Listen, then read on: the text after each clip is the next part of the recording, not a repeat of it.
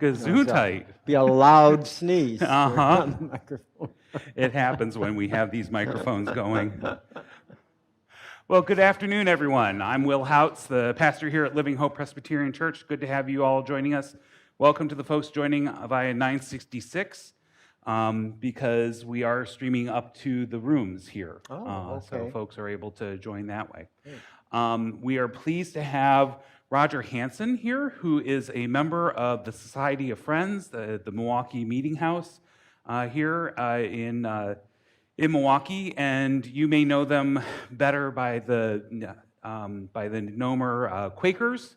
Not dealing with the oatmeal, but the faith tradition. And so today we're going to explore a type of denomination of Christianity that has some really unique perspectives. Most Christian denominations that we've been talking about are fairly liturgical, that they'll meet on a Sunday morning, they'll have a clergy person who is helping to lead, and in the Society of Friends, that's usually not the case. So we're going to have this conversation for about an hour. We'll talk for about 45 minutes up here and leave the last 10 or 15 minutes for your questions. And so, Roger, glad to have you here. Glad to have that little bit of conversation right before we started about your background. Yeah. Why don't we jump right in with what would you say are the main tenets that Christians in the Quaker tradition believe? Okay. Well, thank you for inviting me, Reverend Houts. It's a pleasure to be here. Is the microphone working fine? Good. Okay, it's really good to be here. That's Up a little. We'll turn it up just a tad. okay. Go ahead. Okay, it's a very interesting question, and it's often one that's asked when people approach a religion that they're not familiar with. What is your beliefs or what is your creed? And Quakers do not have a creed, so there's not a pat answer that I can give to that question. Quakers believe that we all have direct access to God, so doesn't need to be any intervening medium such as the sacraments or through a priest or minister. There's a whole nother branch of Quakers I can get into a little later that resembles more other Protestant denominations, but I'm talking more about the Quakerism that I've experienced here in Milwaukee meeting and other places that I've lived, which is called unprogrammed, meaning we don't have any minister or priest. We don't have a set form of worship. We meet in silence, and everyone meditates or contemplates in their own way. The service begins as soon as the first person enters the room. We settle into silence, and if someone feels led to speak by the inspiration of the Spirit, then they speak. There can be music occasionally. There's not a sense of not liking music. In fact, there's some very good musicians in our Quaker meeting. We just don't have things programmed beforehand with set hymns that are going to be set. And the range of topics, could be similar to the range of topics you might hear in sermons. They tend to be fairly short messages. The meeting for worship ends with a shaking of hands. And then somebody gets up, and we have something called joys and concerns at the end, where people can share difficulties going on, especially illness or death, or joy, something that they experience that they can share. And then we have announcements and introductions, and we have the social time. And sometimes we make up for the fact that we had so much silence by all the talking that's going on. So this isn't so much, I guess I'm talking a little more about the format here rather than just the beliefs. But what the core belief is that there is that of God in every person, and that we all have access to the divine. And it is rooted, in a Christianity. It was arose in, I won't give any historical lesson here, though I'm a historian by training. It got started in the 16th century in England, and then they founded, Pennsylvania in the United States. You may have heard of William Penn, and the rest is, as they say, is history. So we do have those Christian origins, and I'll say a little more about how Quakerism has evolved, as you ask more questions. That's it. So one of the things that you've talked about is this belief in the ability to access God through the Holy Spirit, that people have that connection. Mhm. Um, so it's definitely Christian in that perspective.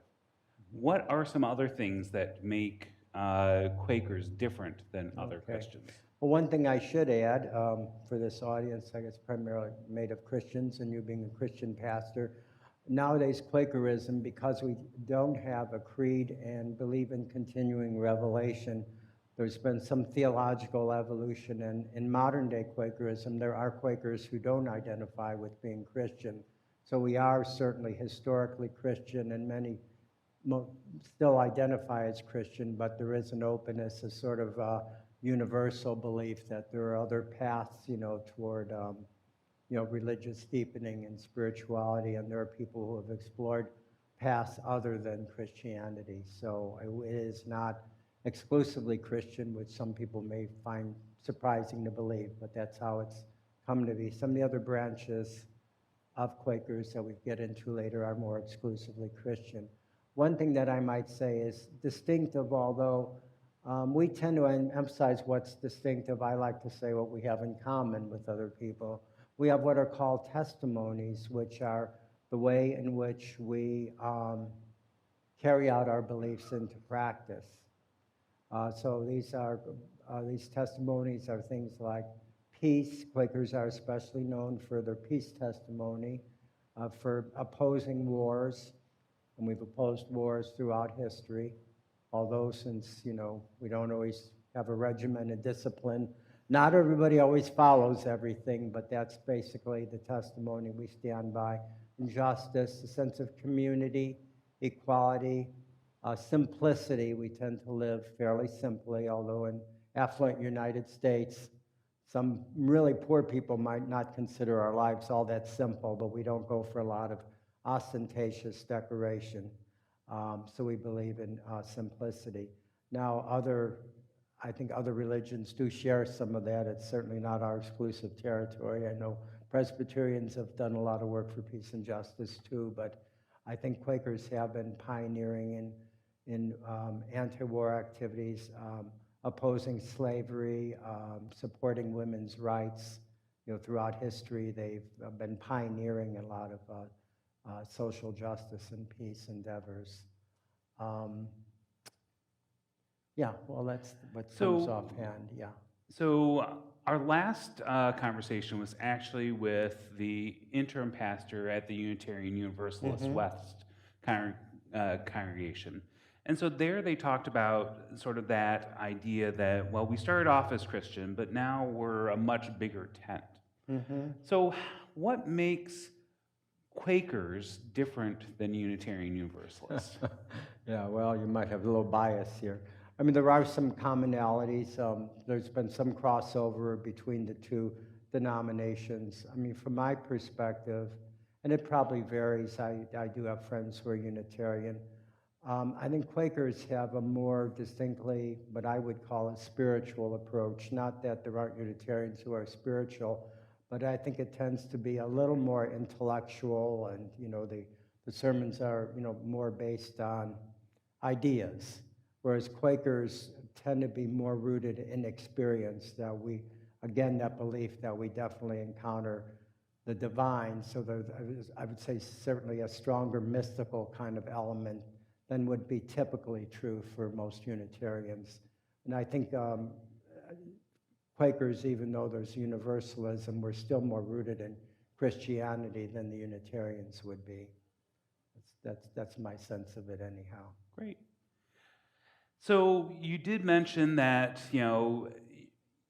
the Milwaukee meeting of friends is one that belongs to a group that doesn't necessarily involve programming, and so that indicates that there's probably some different strains of Quakerism. Yeah. So can you tell me a little bit about those different strains and the differences between different strains? Okay, well, there are several branches of Quakerism. There were just like, I guess, among Presbyterians, there have been certainly splits over the years. You know, we talk about harmony and peace, you know, we can have our controversies as well. Especially this happened in the 19th century as Quakers kind of moved westward, especially into rural areas in the Midwest that weren't so rooted in Quaker traditions, and they were influenced by more by the surrounding communities, especially the revivalism that had broken out in many areas of the Midwest at that time. So some Quaker meetings did adopt pastors, and they adopted more of a simplified, not very liturgical, but a simple Protestant form of worship. They tend to be more theologically conservative, definitely Christian, although they can range from being very evangelical to being a little more liberal Christian, so there's some variation in them. So that's, and there are several of those branches. There's another branch that had kind of split off that maintained and it's interestingly, it's called conservative, but they tend to be politically liberal and often theologically liberal, but they're called conservative because they kept old Quaker traditions. You may have heard, or you'll see on the Quaker Oat box, you know, or see William Penn or whatever, in what they call the plain dress and plain speech. Quakers at one time used the thee and thou language and wore a simple dress, which was appropriate for the 18th century, a little less so now. But they held on to those customs longer than the other branches did, and but they have kept the unprogrammed, non-ministerial form the same as the branch of Quakers that we have. And the branch that I'm talking about, that I belong to, is the only branch that's in Wisconsin. So if you lived in Wisconsin, you probably would not have encountered any of these others. I don't know if you've encountered Quakers either, but we're around. We're a pretty small group, but we get around. Uh-huh. And so you talked a little bit, you mentioned at the beginning sort of that unprogrammed meeting, and you've talked about how people come in, and when the first one gets there, they sit in silence, and that's the beginning of it. And then at the end, you talked about how there'd be joys and concerns and introductions, and then a time of fellowship. Tell me a little bit more about what that unprogrammed meeting might look like and feel like if you're sitting in there. Okay. Well, first of all, you're a very good listener. You're going to repeat back what I've shared very well. So a typical meeting for worship. Well, Quaker meetings can vary. There are some big old meeting houses, especially in the East. Some of them have fairly large congregations. There are a lot of very small Quaker meetings that are in rented spaces, and they maybe have, I mean, there are some that have like 5 or 10 people, you know, gathering together. Quaker meetings often meet in a circle or several concentric circles. We have our own meeting house in Milwaukee on donated land. We're in River West and a 3.5-acre nature preserve right in River West off Humboldt Street, if any of you know that. So we have a semicircular room, and it has big windows that look out into woods, so that gives it kind of a distinctive environment. We average maybe 50 or 60 people on a Sunday, and people drift in. Usually I would say, I mean, it can vary, but I'd say about the first, 15 minutes, it's usually pretty silent. Occasionally, it's always silent. There have been some meetings where there's no messages at all until we get to the joys and concerns and announcements. Occasionally, we'll have they call it a popcorn meeting sometimes, where something that one person says kind of stimulates someone else, and there may be like several messages pretty quickly in a row, but it's always encouraged that there be some space between each message to allow everyone hearing it to absorb that message and take it into their heart. But again, people don't always honor that, and occasionally somebody will get up right after. So it can really vary, and what people do with that silence varies. Some people bring, some of their own traditions into that worship. Most of the Quakers in our meeting, there are some people who grew up as Quakers, but most The term we use is convinced friends, people who became Quakers on their own.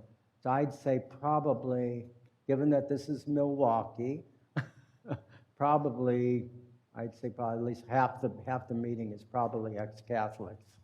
We got some Lutherans too. I don't know about any Presbyterians. We may have one or a couple of them, but you know, it's Milwaukee, so Catholics and Lutherans, and some who grew up in Quakers. And I think some people probably, you know, at least in their minds, sometimes people will be thinking of old hymns.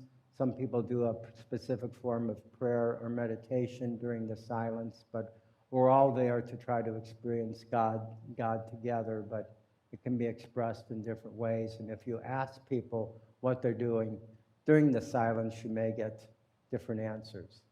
Although I dare say, even in the Presbyterian Church, even if you're all following the same liturgy, people may be having different thoughts or minds wandering, as we're sometimes prone to do during the service. Well, and just so you know, I've had folks come up to me, not necessarily here, but at other places, that they tell me, wow, what a great sermon. You said this, this, and this. I'm sort of like, you must have heard your own sermon because I said nothing of the sort. So that's not uncommon in many different locations. So having their own sort of experience of worship. But you know, from my perspective at least, that is a function of Protestant worship, of experiencing the Spirit speaking to our hearts. Yes. Even if it's not in the silence like you're speaking of, that there's different ways to experience God's Spirit. Yeah, and I in that find time. sometimes if my mind, I mean, a lot of people have said a meeting that's been totally silent, a meeting where you really feel the Spirit there. They call it kind of a gathered meeting. And people have said they've experienced a gathered meeting when it's been totally silent. And sometimes I feel that way in the silence, or other times when my mind wanders a little bit, or I'm just kind of calm, you know, a little more restless or not as centered. And sometimes a really deeply felt message will help to center me. We use the word centering quite a bit. And I do a form of prayer, spiritual practice called centering prayer, which some of you may have heard of. So I like that word centering as that feeling that you're really present with God and you're not scattered all over the place. So sometimes a really deeply felt message will really help me to center down and feel that Spirit. And so, and some people describe almost a sense of, a mystical sense of almost like a current running among all of the people, you know, where you can feel that Spirit is kind of is running through all of us. Yeah, that sense of connection. Yeah. That suddenly the bounds of who I am dissolve a little bit, and the bound with you dissolves, and suddenly I'm feeling that connection and God is present in that in between. So you also mentioned earlier about music. Tell me a little bit more about how that spontaneously occurs in a meeting. Well, in a meeting for worship, it would occur the same way as any kind of spoken message. It would just occur to a person they feel led to sing a song. Sometimes it may just come out of their own meditation. Sometimes a message that somebody else gives might inspire that person to sing. We have one woman who does give musical message quite often, and she says a beautiful voice. I mean, she's really very musically trained and has performed, and whenever she sings, it's always a real delight or a gift. And we have other people who have, I mean, we have musicians. We have someone who's a cellist, you know, with the symphony orchestra that works with the ballet. So, you know, there's a lot of people who are musically trained. They don't always use that music in giving a message in meeting. But we have other opportunities for singing. We have an adult religious education afterwards at most weeks, and occasionally that'll be all musical. We have a friend's hymnal, and we also have, Quakers also tend to sing a lot of folk music, and sometimes at gatherings, especially social gatherings, we'll get out the songbooks and all sing together. And one place where that happens is a lot. I haven't really said about anything about the structure, how we do business. Shall I go into that a bit? Sure, Because that would be that is great. also unique. Um, since there's no pastor, there's no one person kind of in charge in that way. We have, it's called the monthly meeting for business that we try to do in a worshipful manner, and everybody's invited to attend, both members and even people who haven't become members yet. And we make decisions. The secular term is consensus. We prefer to use the term the sense of the meeting or a sense of unity that God has led us to a place together. That sometimes means that the process is very slow, so people can get a little impatient at times. You have to really be able to go with the slow process and wait for unity. We do have committees for a variety of functions. I mean, there's a ministry and council, which does some of the pastoral work, some of the counseling. We have what are called clearness committees that people can ask for if they're going through a difficulty in their lives or a serious illness, and they need support or guidance about making a decision. An informal group of 3, 4, 5 people will get together with that person. And we also have the usual kinds of things like a finance committee and a property committee. And we have a land committee because we have 3.5 acres to take care of. And that's a big job too. So some of the same kind of committees that would be true in other churches. But the sense that we have a monthly meeting for business that everyone is invited to attend in our unique form of decision making. So each Quaker meeting is autonomous. We make our own decisions. There is what's called a yearly meeting, which would be similar to like a district or a synod. We're part of Northern Yearly Meeting. That's mostly Wisconsin and Minnesota. It's called a yearly meeting because we get together once a year. At least pre-COVID, and I guess we've started resuming there at Alliance Camp in northern Wisconsin. And then there's something called Friends General Conference, which has no decision-making at all. It's purely kind of consultative. They have a big gathering every summer that's 1,000 or so people attend, usually on a college campus. And it's mostly a social time, and there's like tons of music of all kinds going on. And it's a way for people really to connect and network and worship together. So we have and there's nothing quite comparable that I've seen in any other religious denomination to that gathering. I mean, other groups have their annual meeting, but they're usually a good percentage is devoted to business, and this is all inspiration and some play and a lot of social time. So, as I want to move a little bit back towards that meeting, Sure.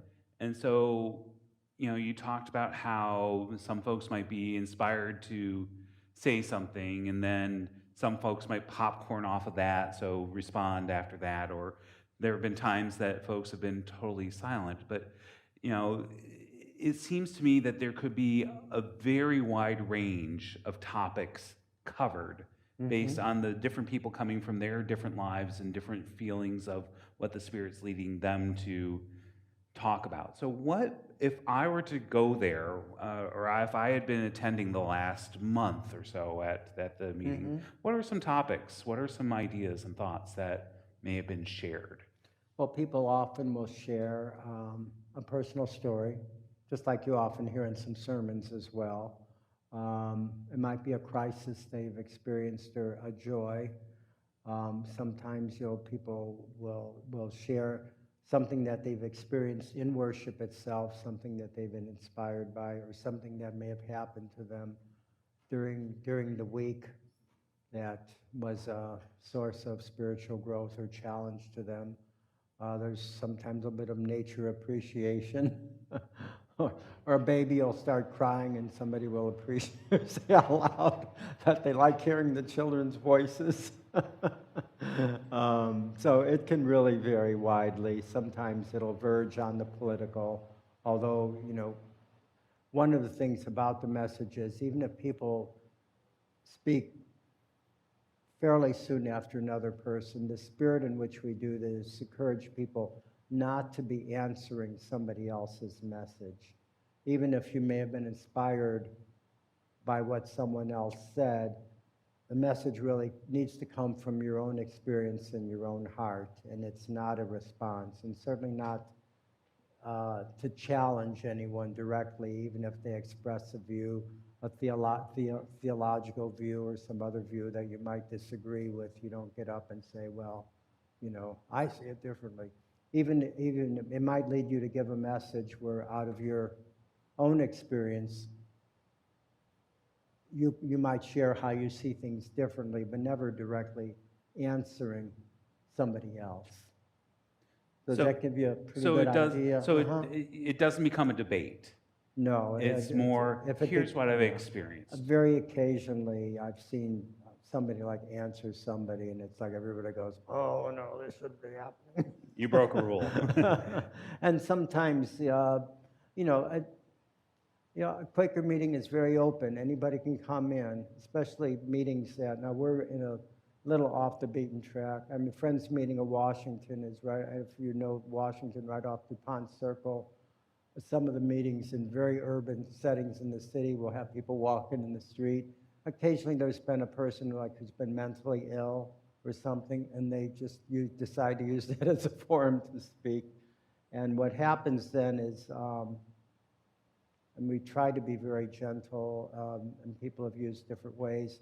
Sometimes people will go over and put a hand on that person's shoulder, or maybe a group of people close by and maybe gently escort that person out, or to say, friend, we've heard your speak now. Because once I was at a meeting where somebody was mentally ill and they started rambling and went on.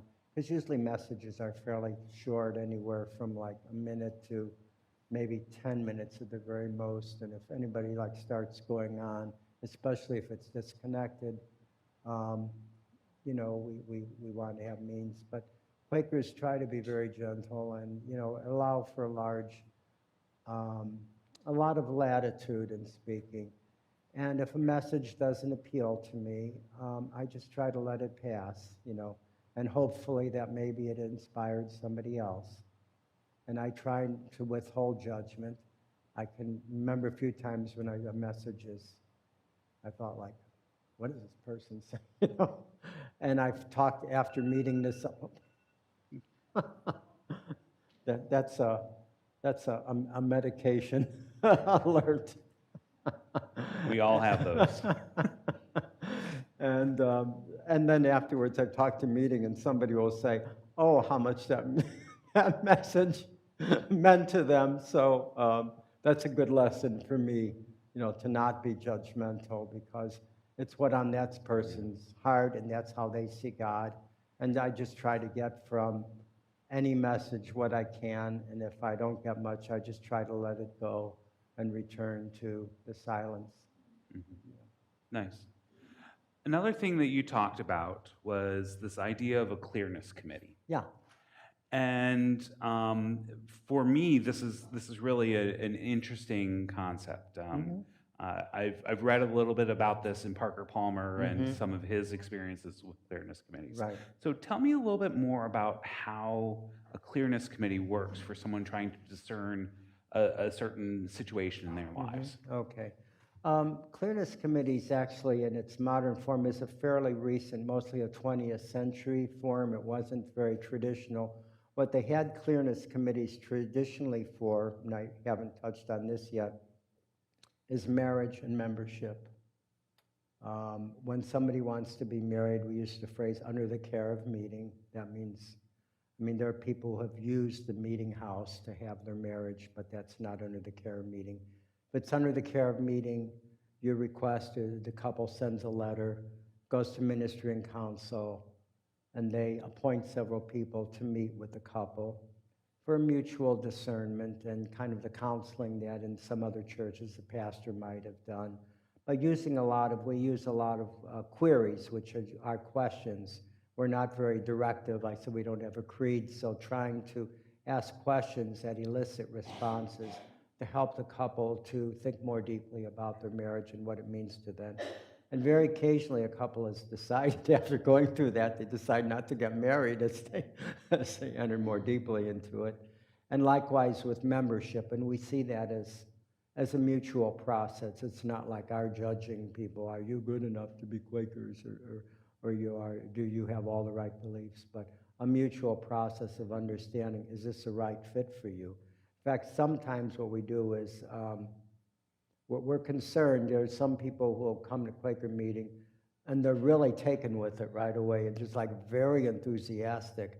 And some people might apply for membership really early, and we kind of caution them because, we're a group of human beings, and if we're together long enough, there's going to be conflict. Somebody's going to say something you don't like.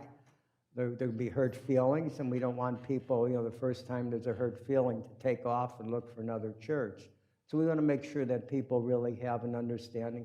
Come to a meeting for business, see how we deal with conflict, get to know us, rub shoulders, and then see if you still want to be a member.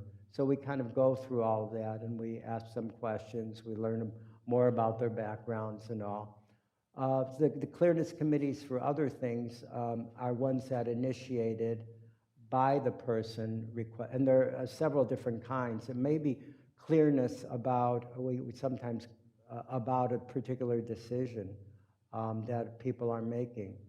Some people, people have done it for everything from marital conflict to decisions about vocation, a lot of different things. We also have, sometimes used interchangeably, support committees for people going through an illness. And I've had a support committee when I've had a major illness at one point in my life. And they can provide both spiritual support and material support, things like bringing meals, although it can involve the wider community too, but people who will be there to provide, direct assistance and support. Usually, for those kind, when it's not like the meeting making a decision like membership or marriage, where the meeting kind of appoints the people, they can suggest people. With a clearness committee, people often suggest people that they would like to be on the committee, and maybe ministering council might suggest another name or two.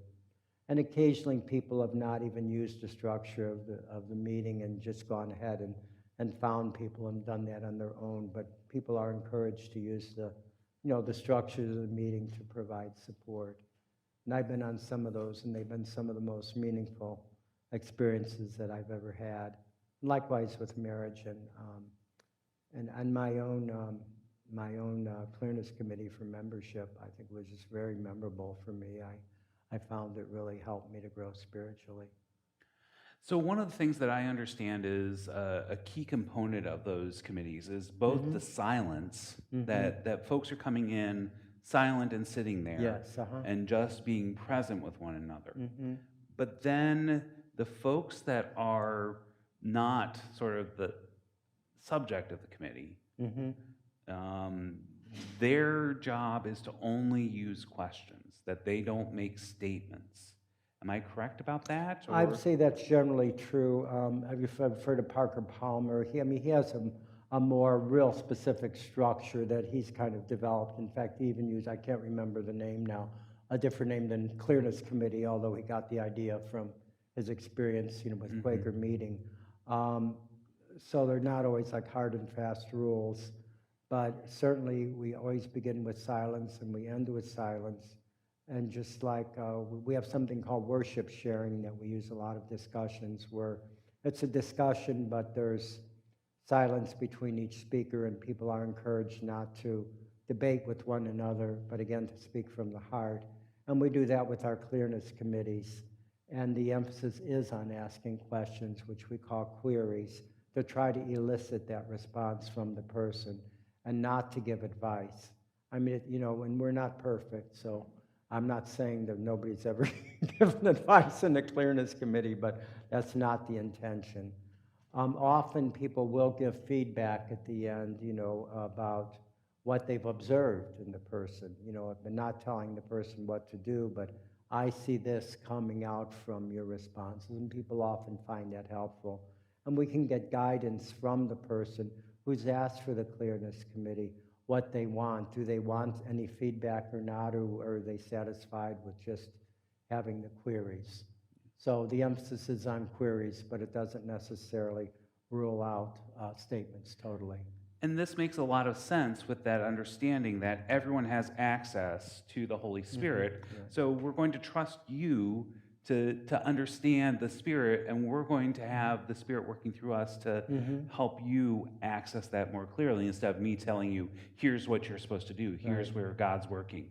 It's sort of help you explore. And so it really feels very congruent with how worship is approached in the Quaker tradition of, we're going to come together to experience God's presence and then respond to that presence. And that becomes the focus of that clearness committee is to do that same thing. You've got a very good understanding of it. Yes, you articulate it very well. So I want to sort of shift now to talk more about the Milwaukee Friends meeting. Sure. And so tell me about some of the current significant projects that the Milwaukee Friends meeting is currently working on to live out your faith. Yeah.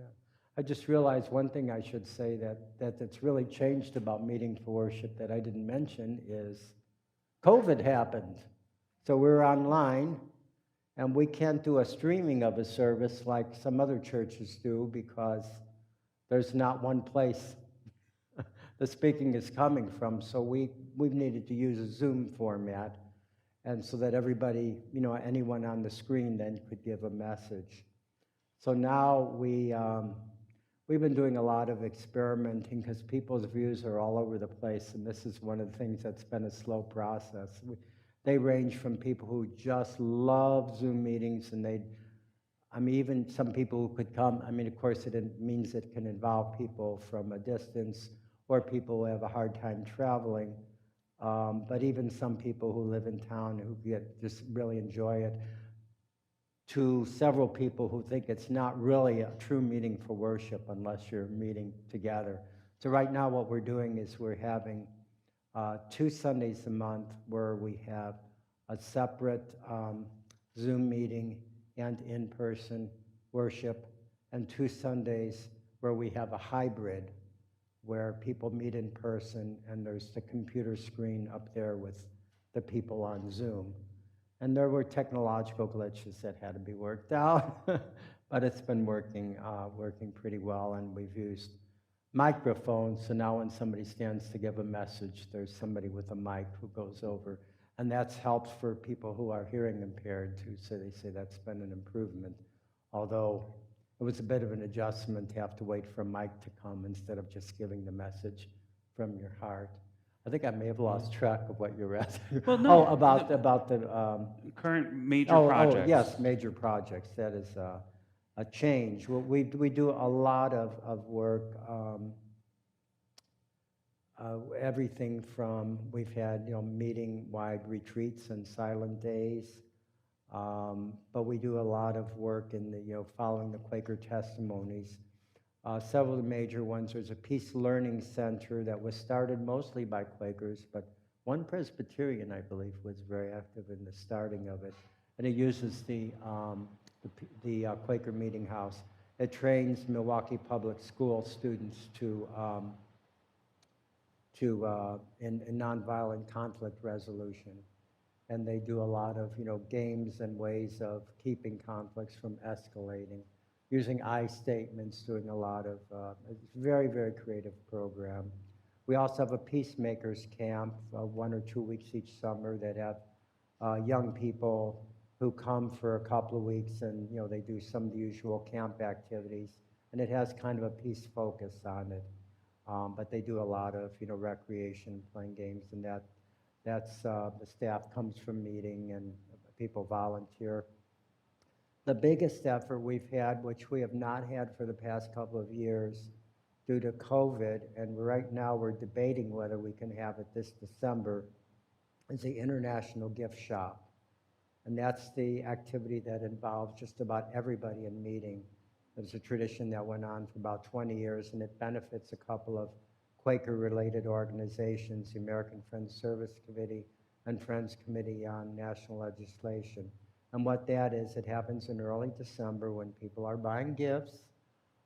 We have a whole number of vendors come to the meeting house. They meet in in the main meeting room. They meet in the side lobby, the social area, the library. We have vendors set up, um, craftspeople from all over the Milwaukee area.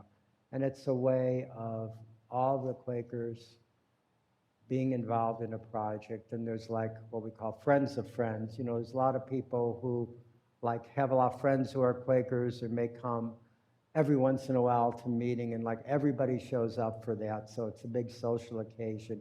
Then it also does the charitable work of supporting AFSC and FCNL. Friends Committee on Legislation that I'm involved. We have um, teams around the country that do grassroots lobbying around peace and justice issues. Several Quakers are involved in that, and they've been involved in immigration issues, um, a whole variety of things. But then we have like a women's discussion group, women's spirituality group that meets. They've been meeting online. A group that gets together for crafts. So it's a busy place. We have, you know, the adult religious education. We have the education for children, which instead of calling Sunday school, we call first day school. It's a vestige from that time of the plain language where they didn't use the secular names, though. Sunday was first day, so it's first day school for children. Our congregation tends to be, well, we're getting a number, well, we do have pretty good age balance, a little skewed toward older.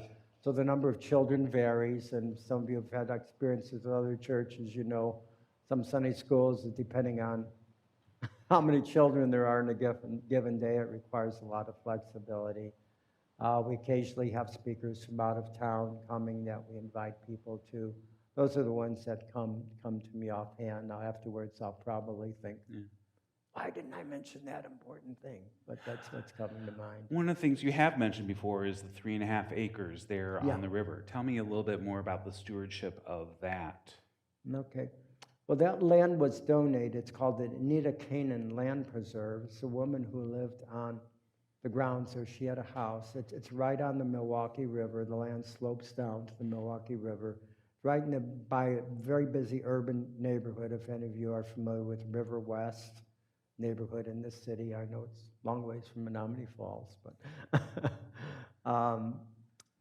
so she was not a Quaker, but she knew a number of Quakers, and she donated the land. This was back in the 1980s. We had met in rented facilities before then, with the stipulation that it be kept as a nature preserve. So it takes a lot of work, a lot of invasive species. There's always a big effort to pull the garlic mustard out each year. The conservation with the trees. We work with the Milwaukee River Keepers on the access route because a lot of people walk along the path right along the river. So, you know, maintaining that path so that it's clear. So there's a lot of, you know, pruning of trees, sometimes taking down dead trees. We also have, I should mention, a community garden. Quakers have some of the plots there. It's right on the grounds. Some non-Quakers also have plots there. And we have a community composting site where people can bring their compost to be decomposed. So it does get a variety of uses. And we have paths through it so people can just take nature walks, and since it is a pretty dense urban neighborhood nearby and not a lot of greenery, a lot of people use the paths, especially to get access to the river going through our property. Nice. So. And what are some things that your community does to help foster a sense of shared identity? What are some things that you do? You talked a little bit about, you know, the monthly or whatever, the governance meetings, the fellowship time afterwards. What are some other things that you guys do? I would say the worship itself is a starting place because, you know, I think sometimes can really feel unified. That doesn't always happen, and it can be subjective, and different people may experience it in different ways, but there's often a sense of really a community being gathered together in worship and feeling the fellowship and the spiritual searching of everyone together. So the social opportunities, we always have social time afterwards with coffee and light refreshments. We do have occasional potlucks as well, other social times that we have. I'd say Quakers tend to have a pretty strong identity just because we are so different. And, I'm not sure it's, the same for Presbyterians or Methodists. Like if you ask a Presbyterian or Methodist, why are you a Presbyterian and not a Methodist? Might have a harder time answering that question than why you're a Quaker and not so-and-so. And because we have so many distinctives, so I think some of our sense of unity comes about not so much through a common creed, but through a common process and a way of doing things and the testimonies that we share together. I think that creates a sense of community. But like in any community, there's always the tension between, individual freedom and expression and having a cohesive community. You want to be very accepting of everybody who comes and not to be exclusive or say, well, we don't want you because you don't believe this or your way of living is different. But that only goes so far. If you're like totally open to everything and everything, then you have no sense of identity at all. So I think our historic roots give that sense of identity, and the way we discern together helps to keep that sense of cohesion while still leaving a lot of room for individual expression, if that makes sense. But there's that tension there, and I think that's true in a lot of church communities, how much you have a core set of beliefs, but how do you maintain that cohesion without feeling like you're being the enforcer? Yeah, yeah. There's definitely a balancing act that has to happen there. So, well, I think that's gotten through pretty much I all want those to questions. thank you for asking such excellent questions. Doesn't he do a nice job of asking questions? I'm sure he does that every week, does he? I try, and my wife tells me I'm trying. So, anyway, what questions do you folks have for Roger? I have a couple questions. Sure. You mentioned you have a finance committee, but you don't have a formal worship service to have an offertory to take. You put a plate at the door where people can leave their blessings, or how do you collect the money for the finance committee to function there? We have a donations box where people could leave donations, and we sometimes, in the announcements, not every week, we'll often say, especially, for people new, that you can put something. But most of the donations come from people making pledges each year, and people write a check or credit card, and we've actually, I think, set up an arrangement with PayPal now. But I found that's true in most churches nowadays, I think. I've been to some other churches, and I've seen the offering plates go by, and there's hardly anything in it. That's because I think most people attend regularly. Often, rather than putting it in the offering plate, they just mail a check or do something like that. And we're very happy with you putting money in the offering plate. Don't worry about that. We're very happy about that. But I think, but I don't think any of the churches just rely on what's putting in the offering plate nowadays. That a lot of people, will send their checks in, and and we do have, we have a campaign each year. Quakers tend to. Well, we don't have the expense of hiring a minister, but these grounds and meeting house take money to maintain. So we do donations to a lot of other organizations as well. So we always have a campaign to try to get people to make pledges. And yeah, that's a good question. Yeah. The other question is, do you baptize at the infancy level or later in life after they've had a chance to study the Bible? And one thing, Roger, if we could just sort of repeat the question so everyone can hear it. The question was about baptism and when we do it as infants or after a person's old enough. And the answer is neither. We don't do baptism, because we don't have any formal liturgy. We actually do not have any sacraments. And the underlying belief is that, with communion, that we're supposed to be communing all the time, and it's not necessary to set aside a separate time. And I know other people see it differently. And baptism, that you can be baptized by the Holy Spirit at any time. And, that we go by the Spirit rather than the form, and just because somebody is baptized and goes through that formal process, it doesn't mean they're having a deep, spiritual experience, although I've attended number of baptisms and communions, and I know they can be very meaningful, but Quakers have thought that that's not a necessary. We try to get beyond forms and what we think is the substance of how the Spirit is acting in us. So that's another way we're distinctive. But thank So you that's for one of bringing the those, so questions. that's definitely one of those things that we've seen a wide range of folks that, here's how communion works, here are the different sacraments. Others are sort of like, well, it feels sort of like this, it's okay. And now we have Quakers that are saying, no, we've pulled away from those formal sacraments. And that was true right from the get-go. And when Quakers started in the 17th century, that was one of the things they didn't have sacraments, so that isn't a recent innovation. Yeah. Dorothy and then Did you have Art. another question, though? I think you said you had a couple. Yeah. Oh, the finance and Yeah. yeah, okay. Dorothy? Yeah. You obviously live very Christian lives. What role does the Bible play? Ah, good question. Okay. So what role does the Bible play was the yeah. question. Well, again,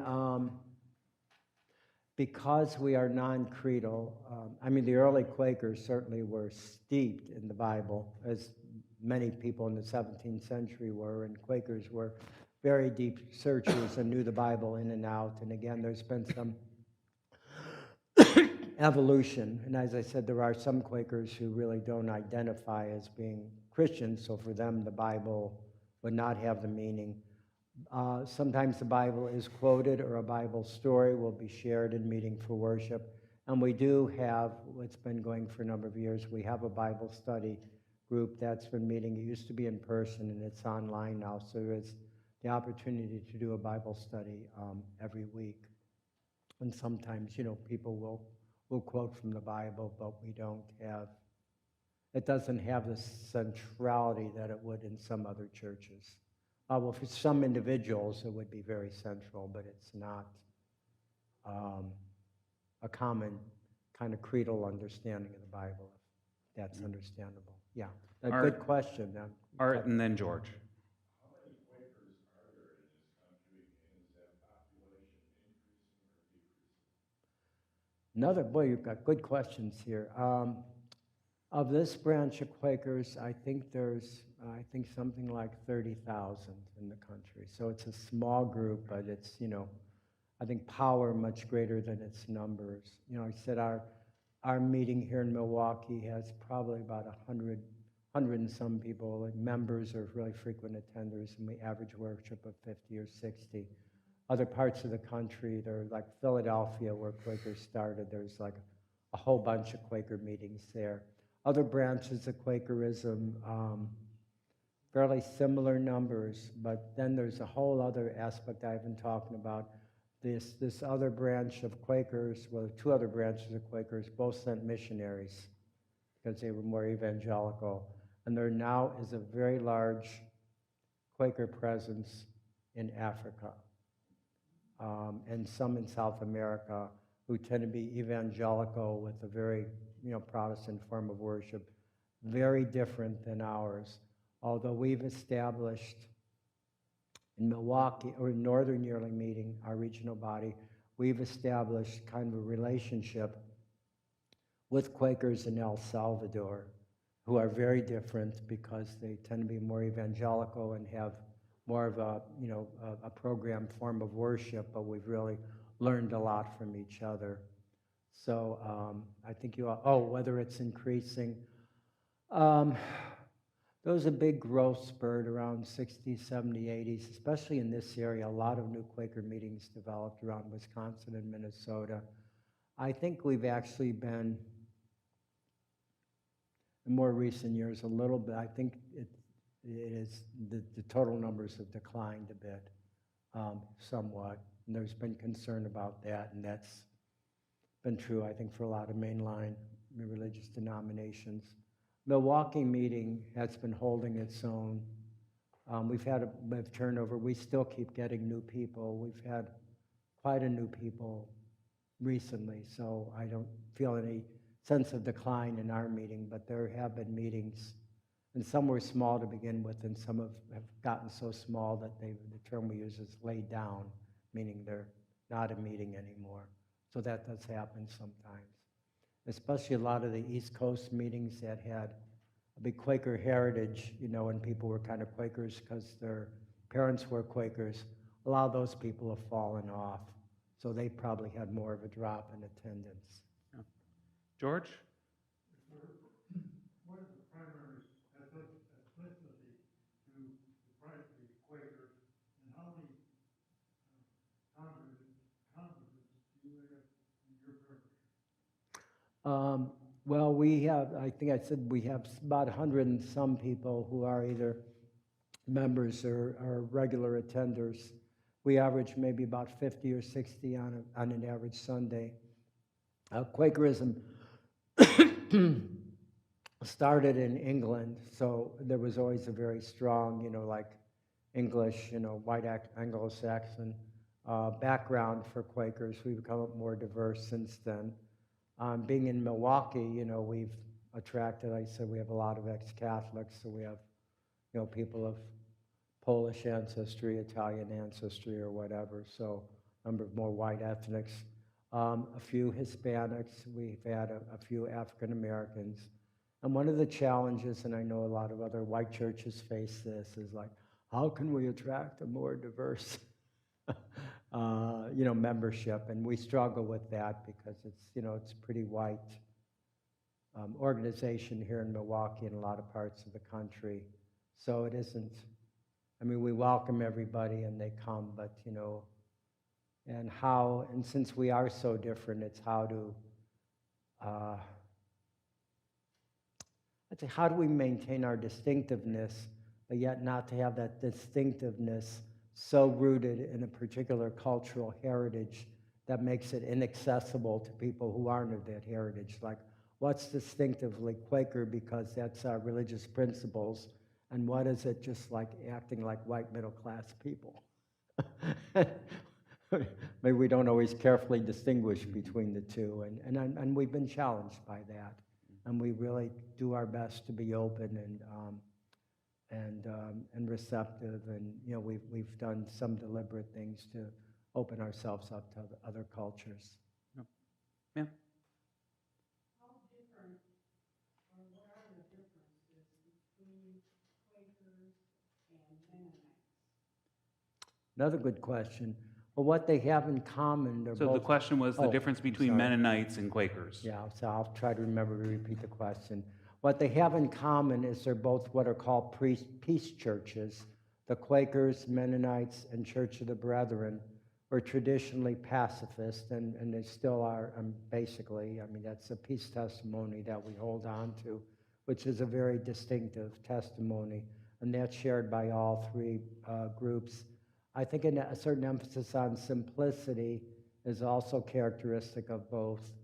The Mennonites still, well, there are some very urban congregations, but a lot of them are very rural, so they have a different form of simplicity in their rural background.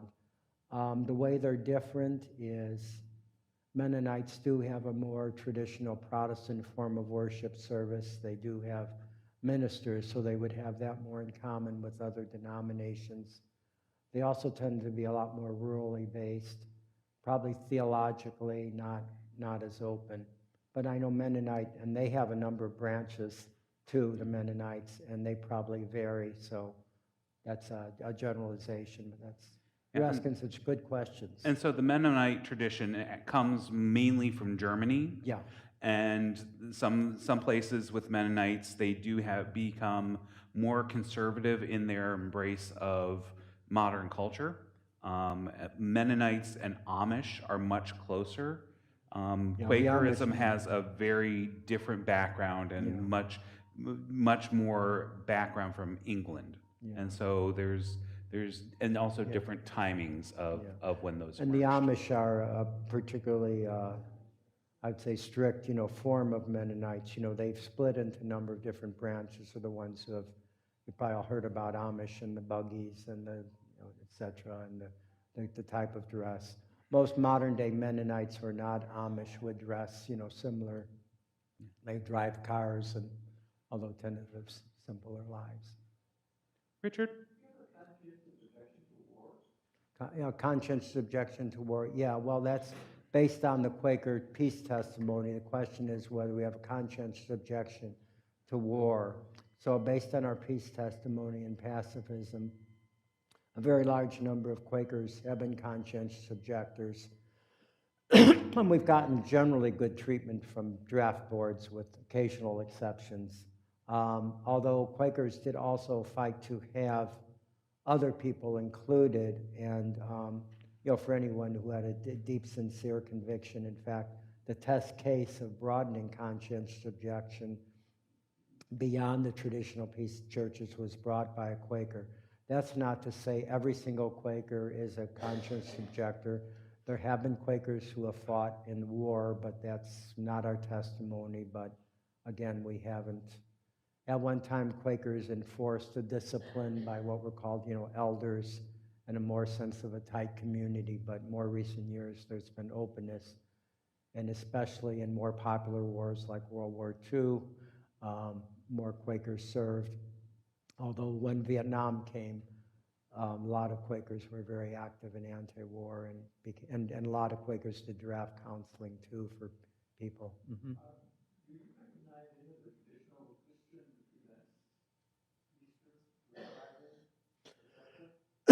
events? Yeah, well, we wouldn't have any, particular Easter liturgy or Christmas liturgy. The meeting houses are generally not, decorated real Christmas style, or I've seen that I have seen occasionally maybe a church Quaker meeting might have a Christmas tree or something, but it's not made a big deal. Now, people in their personal lives, do the traditional gift giving, go to Christmas parties, exchange Christmas gifts. Kids get Santa Claus, so we do in our excuse me, I need a little bit of this. In their lives, do celebrate Christmas, but collectively as a religious group. Now, during the meeting for worship, generally on Easter or Christmas, there would often be, although it's not required, usually there would be some message related to that season.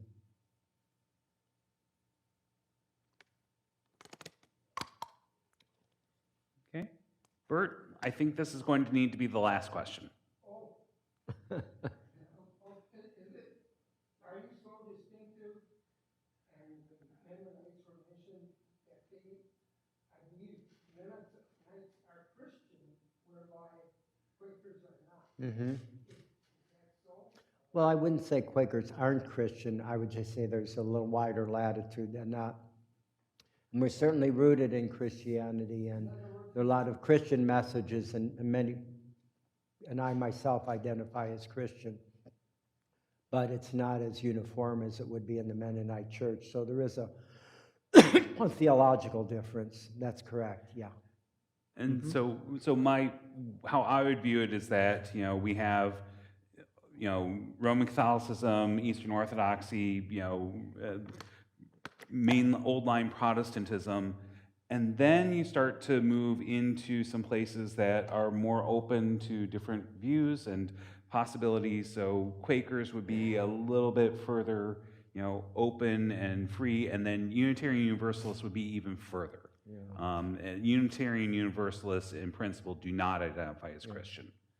And one thing I would say, there's sometimes a remarkable affinity with the most liturgical churches, even though we're the opposite end, like with Catholics and Episcopalians. Of course, a lot of people came from a Catholic background, and we've noticed a number of people interested in Episcopal Church because they have a more contemplative, they tend to have more silence in their service, and they have the whole religious orders in the Catholic Church, and where there's a lot of emphasis on silence and mysticism, there's a certain affinity there, so it bridges the opposite sides of the liturgical continuum, but find a commonality in the contemplative or mystical side. Well, unfortunately, we are out of time. And so, Roger, we really appreciate your time and your expertise. Thank you so much for coming. Yeah, and thank you so much for your good questions from you and from all of the audience. You have just asked wonderful questions, and you've made up for some of the gaps in my presentation, things, and I've said when you've asked that question, I said, oh, I could have mentioned that in my presentation, but you brought it out, so thank you for doing that for me. And so, friends, in 2 weeks, we will actually be talking with Christian Boyd, who is the state clerk of the Presbytery of Milwaukee, about the Presbyterian Church USA and what boy. that actually believes. Because boy, the a few Presbyterians. folks have said, hey, can we do this about Presbyterian? Because I don't have a clear understanding of that. So Presbyterian it is, and then we'll take off a little bit of time during around Easter, and then we will be talking with folks from the Hindu Temple of Wisconsin at the end of April and into May. Oh, in So- my ecumenical wanderings, I also had connection to a Presbyterian church down in Bayview, pastor of whom Reverend House knows. They had a centering prayer group that I prayed with together with people from that church, and they had a homeless ministry that we got involved in helping out there. So we helped prior to COVID with divine intervention out of Tippecanoe Presbyterian, Larry Under the Bridge, that kind of stuff. So that was connected. So we have a little Presbyterian connection. So friends, thank you so much for your time, and we look forward to our continuing the conversation in a couple weeks. Thanks so much. That met sort of what we had in mind. Perfect.